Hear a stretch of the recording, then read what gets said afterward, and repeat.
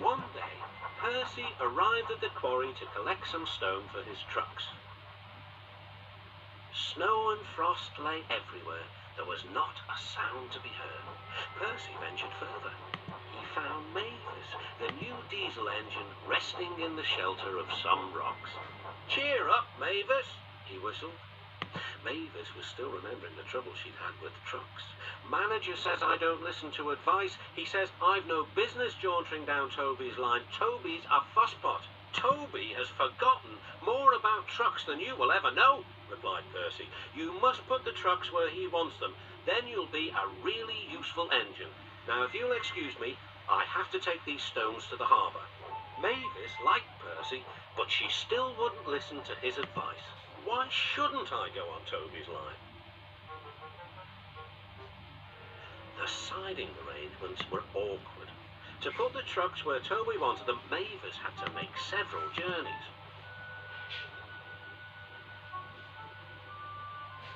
She started making a plan. If we used the teeniest bit of Toby's line, we would save all this bother. Her driver, suspecting nothing, allowed them to go as far as the first level crossing. A few days later, the weather changed. As the snow melted, the quarry grew busy again. Some trains were so long that Mavis had to go beyond the level crossing. Now for her plan. She would go further down the line without it seeming her fault. "Can you keep a secret?" she asked the trucks. Yes, they chattered. "Will you bump me at the level crossing and tell no one I asked you?" The trucks promised. But whilst Mavis was away, Toby arrived. He decided to shunt the trucks himself. The trucks decided to bump him anyway. They reached the level crossing and Toby's brakes came on. This was the signal for the trucks. On, they yelled. Toby was away with the trucks screaming and yelling behind him. No one realized that melted snow had turned a stream into a torrent and the bridge above it was about to collapse. The rails were now like a tightrope across the thundering water.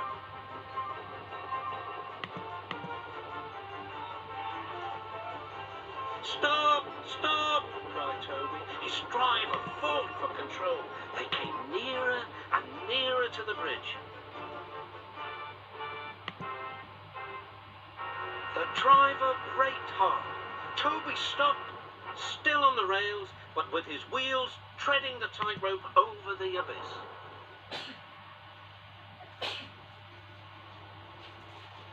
Mavis was horrified and quickly came to the rescue.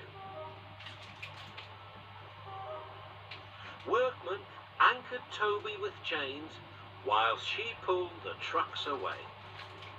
Then she helped Toby to safety.